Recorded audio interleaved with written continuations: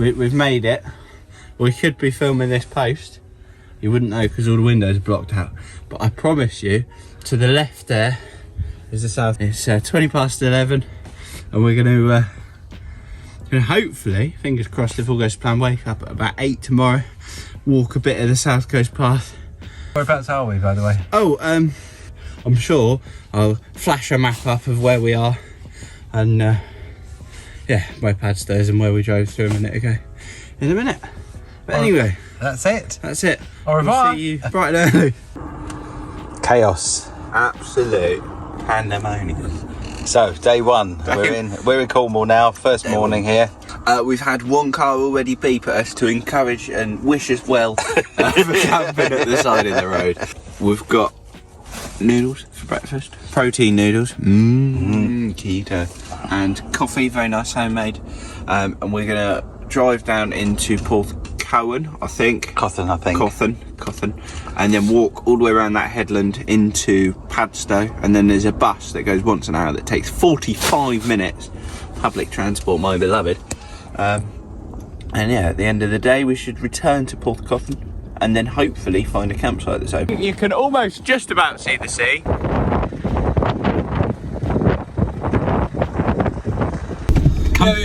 Come to sunny Cornwall, they said. Come to sunny Cornwall. Oh well, it's not bad. For day one, we knew it was going to be a bit rainy and messy, but we've only got We've come in January and there's no other people about. What on that? Well, the good thing is... Oh my God, I can see. The good thing is I'm still recovering from my sprained ankle. We started off with a 13 miler today. Oh, you didn't tell me it was 13 13 miler according to the thing. So, although it may be the off-season and not very nice weather, the car park, as you can see, is completely empty because, funnily enough, no one wants to be here in the off-season. And we've just read the sign and it says that there's no charge from the 1st of November till the 31st of March in the car park. If there was, it would cost us a tenner to park today, which is ridiculous, really. Yo. We're officially on our way. And I think it's about 9:30.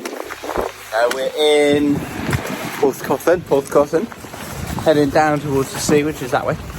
And then we're going to turn right, so the sea is on our left. One of the amazing things about the coast path is that you just keep the sea on one side and you know you're going vaguely in the right direction.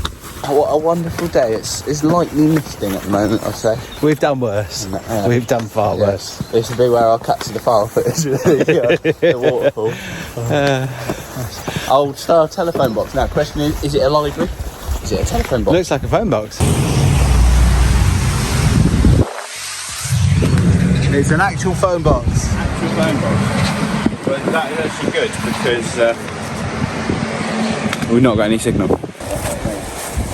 Already the camera's come out again because this is what the coastal path is like. It's not all car parks and buses and, you know, bus stops and lay-bys. This is what it's all about.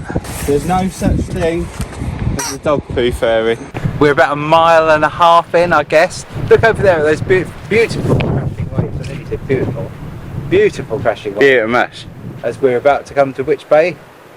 The one Trevenant Bay or something like that. But in past videos we have castigated the architecture of the horribleness that's over there. Yes, we think that's just an awful blot on the landscape. But if you want to see architecture done right, look at this place. This man, or I say man, that's very misogynistic of me, this person who owns this has blended it in perfectly with the hillside.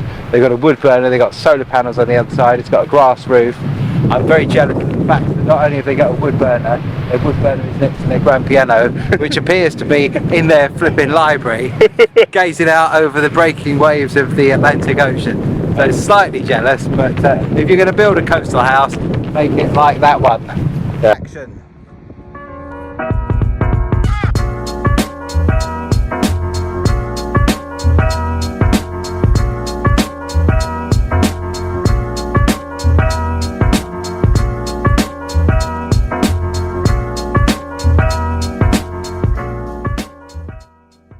We think we're in Trevenant's Bay, something like that. It'll flash up on the screen now. But we've got a slight issue that we've got to somehow cross this raging river. Torrent of... Any ideas how we're going to do it, Charlie? I was going to sort of try a long jump. I think I can beat the world record. Go for it.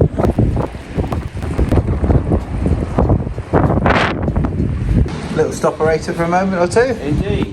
Just having a little orange and a sip of coffee, I think.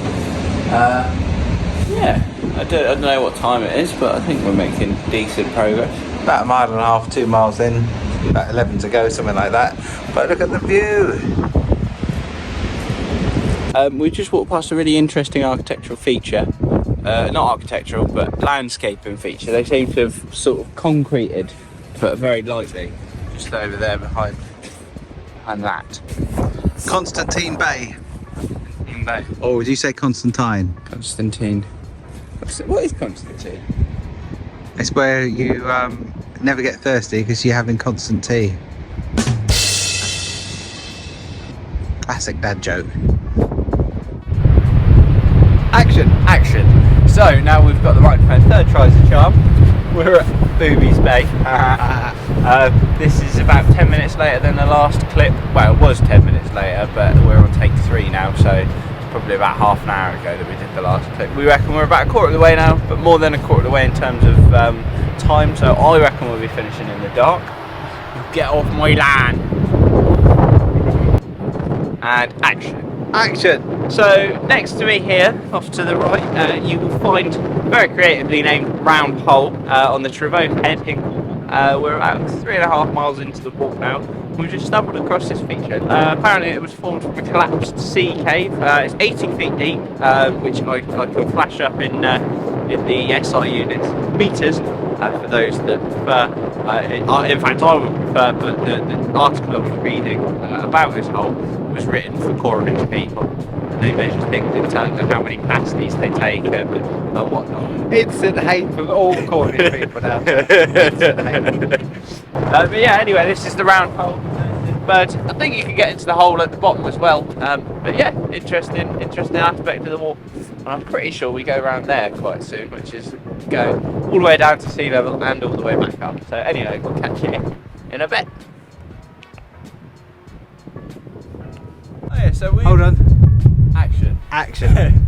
So we've got to the sort of almost top of the hill, and there's a lighthouse there. This is Trevose Head Lighthouse, apparently. It's a lighthouse on Trevose Head, funnily enough. Interesting fact about the lighthouse, it's 27 metres, or if you're Cornish, 89 feet. And it's got a range of supposedly 23 miles, but apparently it can be seen 35 miles. Am I supposed to be tested? It can be seen 35 miles away. And my favourite fact that I don't think I've included in any of these is that lighthouses mostly use these things called Fresnel lenses or Fresnel lenses, which is an amazing type of lens. It's my favourite type of lens. Not like that. Okay, how early do I cut this?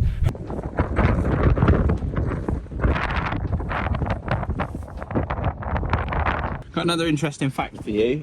Pretty much all lighthouses in the UK are owned by the Corporation of Trinity House, and all of them display this thing here that just basically lets you know that if you somehow take the light off or you disrupt the foghorn, you can be in a lot of trouble.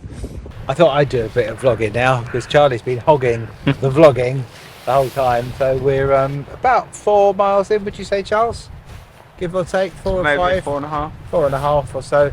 And we're not going to make it all the way to Padstow today, sadly, because that's about at least another 10 miles from here, and I'm not fancying that, if I'm completely honest. So we're going to cut it probably after another couple of miles or so.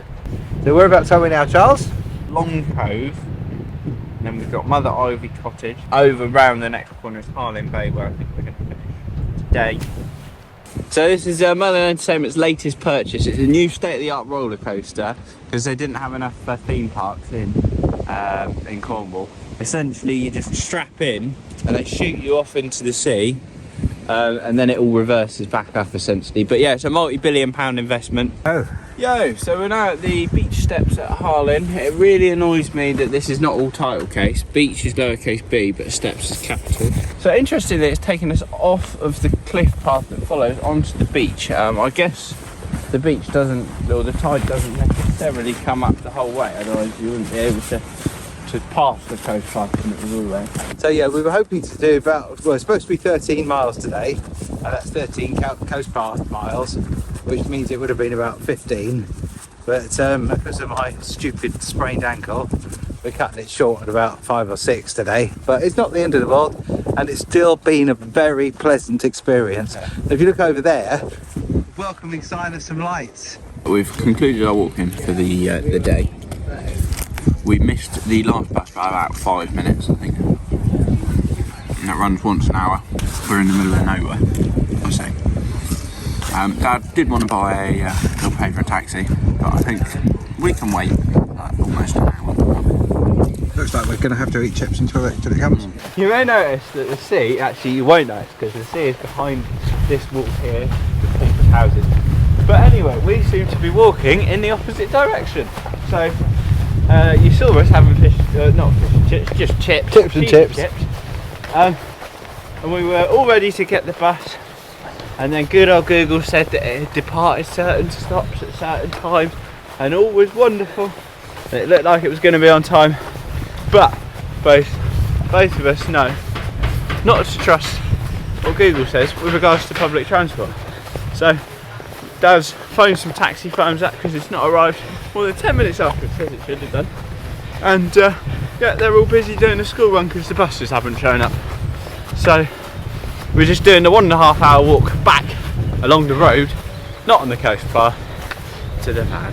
And this is why we normally have 2 vans, because then there's no need for reliance on public transport. So, you may have heard that we couldn't get the bus. Now, obviously you've heard of Sod's Law. Literally this is a car park just here. About 2 seconds ago we had a bus come down here, and about 10 seconds ago the other bus, which is next hour's service, is now running. This is literally where we started this morning. Here's the signpost that we gave you. They got a bus coming that way. That's our bus in the distance. That's our bus there. That's alright because you sort of go through the pain of reversing up the road. I'm shocked at the ineptitude. Shocked. We've come to a campsite. I don't know if any one of you remembers the videos from back in the day when we used to go to France, but we have a tendency to like campsites that are closed. And there's literally us, a massive double-decker bus, and a big old American school bus here this evening. So anyway, we parked here. The toilets are like halfway through refurbishment because the campsite, funnily enough, is closed. But anyway, there was a Tesco 4 minutes away, so we nipped up to Tesco. Stupidly, I got all the bits for a curry, which now means that we've got to sit and wait for a curry to cook. Dad and I both want to go to bed. The very fact that we've not got the windows open that much is probably contributed to the wanting to go to bed. The sleepiness. Yeah. Anyway, this is really rambly now. Good night.